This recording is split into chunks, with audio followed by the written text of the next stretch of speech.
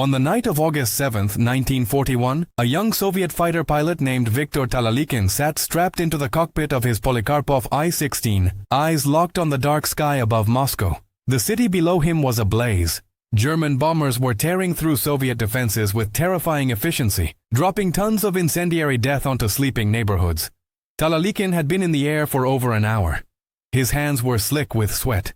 His ammunition counter read 0. And directly ahead of him, illuminated by searchlights and anti-aircraft fire, was a massive Heinkel He-111 bomber, fully loaded, engines roaring, seconds away from releasing its payload over the heart of the Soviet capital. He had no bullets, no rockets, no way to stop it. But he had one thing left, his plane. And in that moment, Viktor Talalikhin made a decision that would rewrite the rules of aerial warfare forever. He pushed the throttle forward, angled his nose directly at the German bomber, and rammed into it at full speed. The impact was catastrophic. Metal screamed, wings shattered. Both aircraft spiraled toward the earth in a fireball of twisted steel and burning fuel. But the bomber never reached Moscow. And Viktor Talalikhin, against all odds, parachuted to safety. He became an instant hero of the Soviet Union. And his act of desperation became a doctrine, a tactic so insane, so audacious, that it would be repeated 636 times over the course of World War II. The West called it suicidal, the Soviets called it Taran, and it killed 636 German aircraft. Before we dive into this unbelievable story, let me know in the comments where you're watching from, and if you've ever heard of the Taran ramming attacks before. This is a piece of history that barely made it into Western textbooks, but it defined an entire generation of Soviet pilots who chose death over defeat. Now, let's go back to the beginning. To understand why Viktor Talalikhin made that choice, you need to understand what the Soviet Union was facing in the summer of 1941. Just 6 weeks earlier, on June 22nd, Nazi Germany had launched Operation Barbarossa, the largest military invasion in human history. 3 million German troops, supported by thousands of tanks, artillery pieces, and aircraft, smashed across the Soviet border in a blitzkrieg that stunned the world. Within days, entire Soviet armies were encircled. Hundreds of thousands of soldiers were captured. The Luftwaffe, Germany's air force, achieved near-total air superiority. Soviet airfields were bombed into rubble. Pilots were killed before they even reached their planes. The few who managed to get airborne found themselves outnumbered, outgunned, and flying obsolete aircraft against some of the most advanced fighters and bombers in the world. By early August, German forces were closing in on Moscow. The capital was in a state of panic. Joseph Stalin ordered a desperate defense. Every available pilot, no matter how inexperienced, was thrown into the air. Viktor Talalikhin was one of them. He was 23 years old, the son of a factory worker. He had joined the Soviet Air Force in 1938, driven by a fierce love for his country and a quiet, almost spiritual belief in the righteousness of the Soviet cause. He wasn't flashy. He didn't boast. He was known among his comrades as calm, methodical, almost unnervingly composed. Under pressure, the kind of man who didn't waste words, who didn't seek glory, but who would do whatever it took to protect his people. On the night of August 7th, Talalikhin was scrambled to intercept a formation of German bombers approaching Moscow.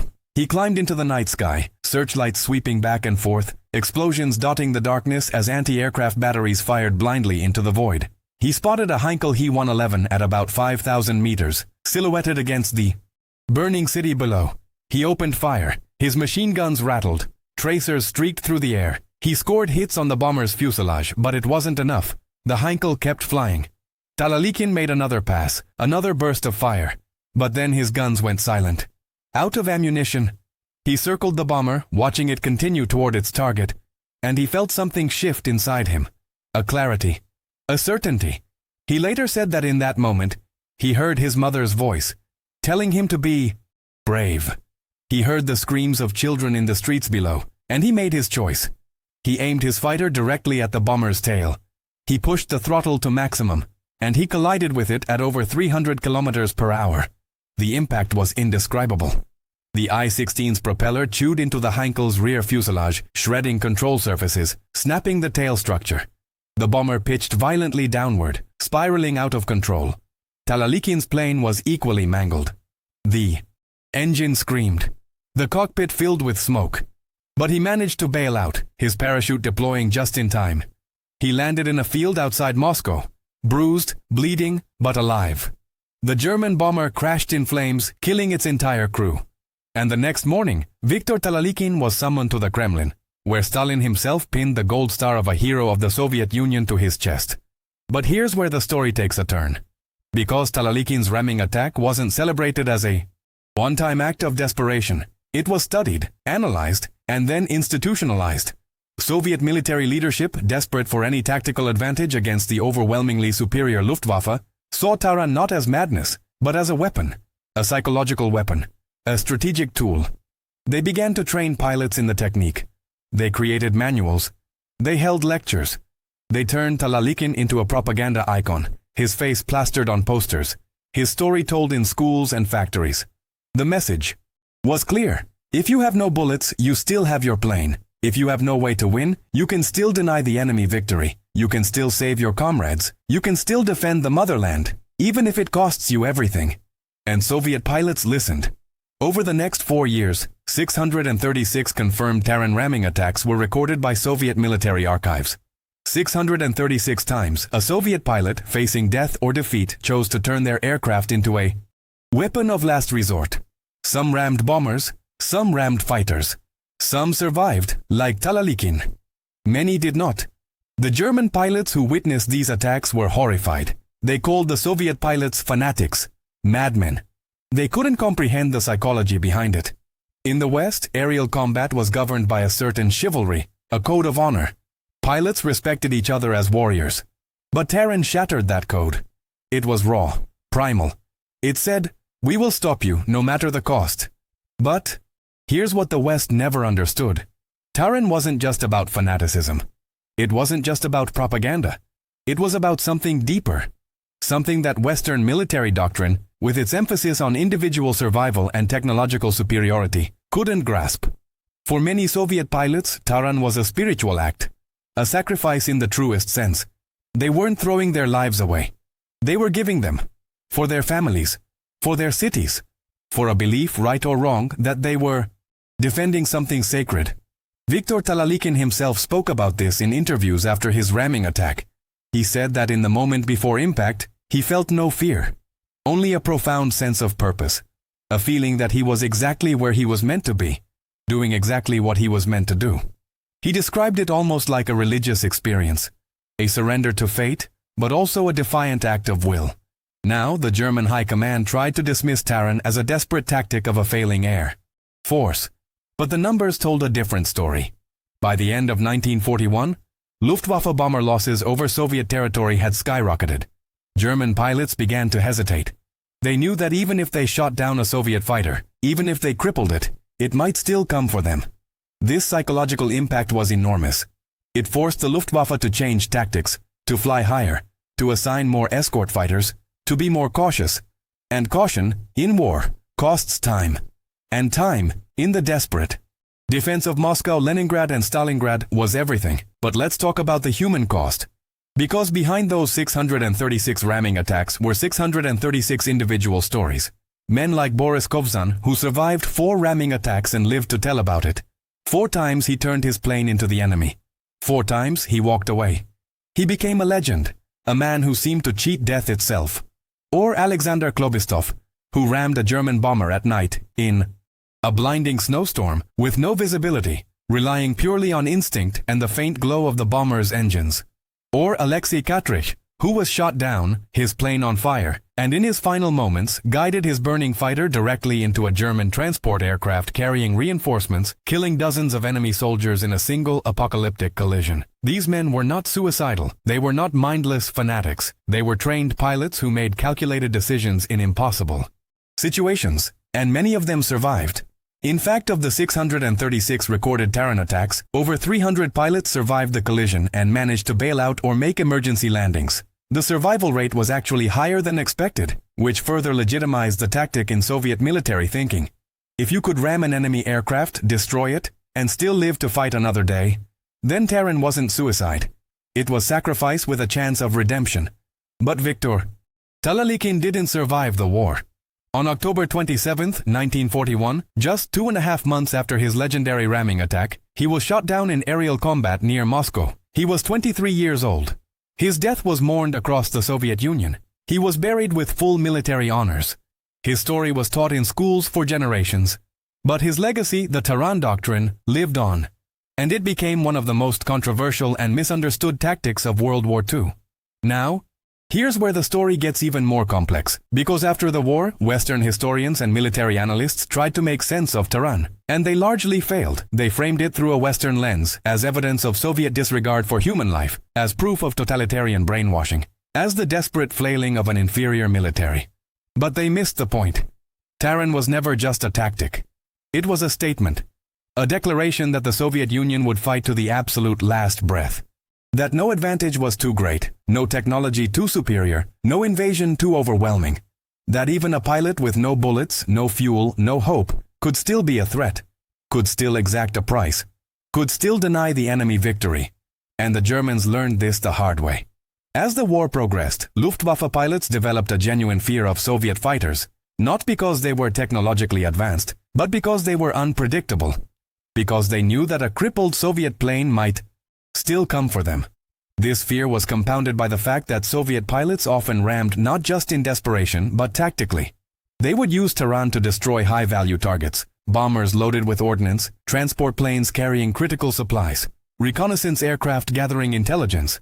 The psychological warfare aspect of Taran cannot be overstated. It broke the morale of enemy pilots. It made them second-guess. And in aerial combat, hesitation is death.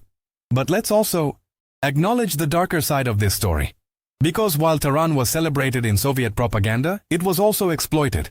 Young pilots, some barely out of training, were encouraged to see ramming as a glorious path to heroism. The pressure to emulate Talalikhin, to become a hero of the Soviet Union, drove some pilots to take unnecessary risks. There were cases where pilots rammed when they still had ammunition, when they could have disengaged, when survival was possible.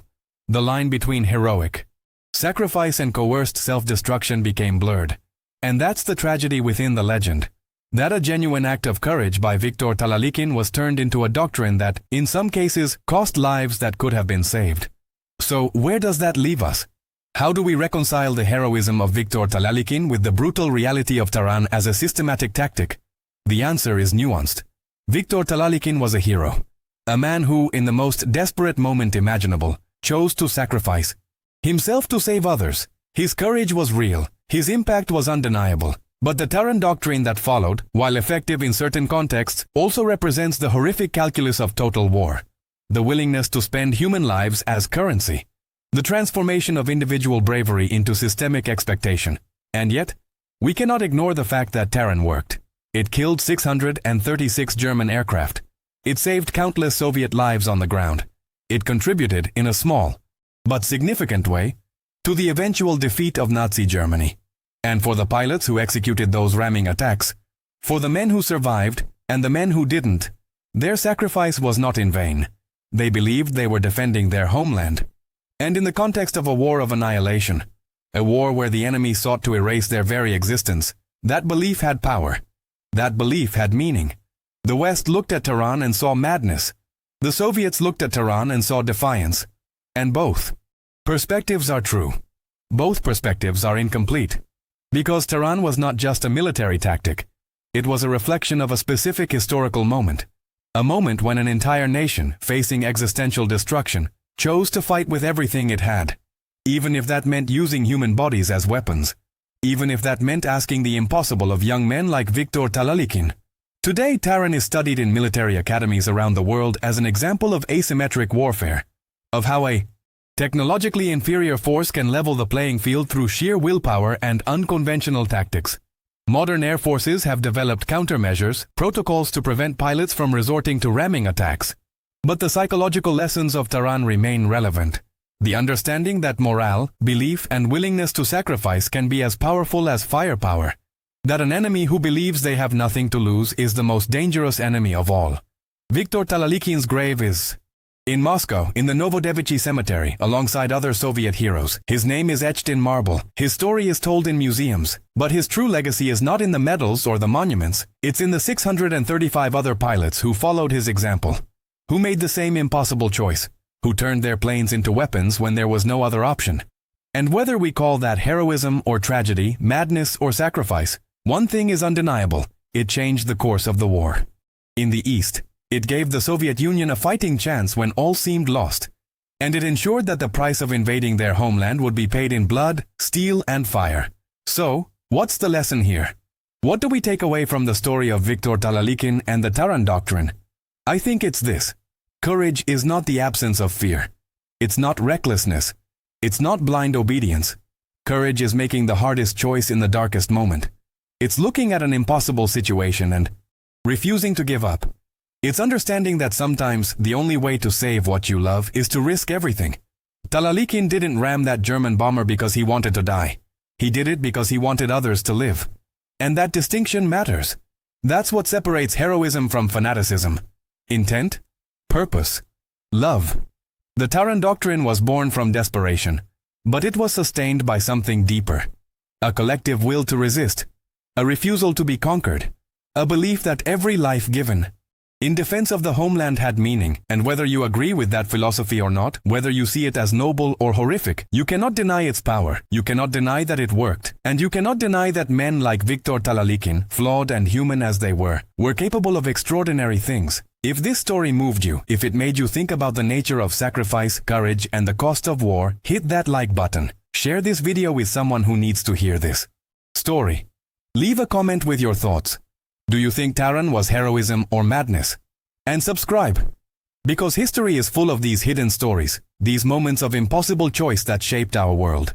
Stories that remind us that ordinary people, in extraordinary circumstances, are capable of both the most beautiful and the most terrible acts, and we owe it to them to remember, to understand, and to never take our freedom for granted. If this story moved you, if it made you think about the nature of sacrifice, courage, and the cost of war, hit that like button. Share this video with someone who needs to hear this story. Leave a comment with your thoughts. Do you think Taran was heroism or madness? And subscribe because history is full of these hidden stories, these moments of impossible choice that shaped our world. Stories that remind us that ordinary people in extraordinary circumstances are capable of both the most beautiful and the most terrible acts, and we owe it to them to remember, to understand, and to never take our freedom for granted.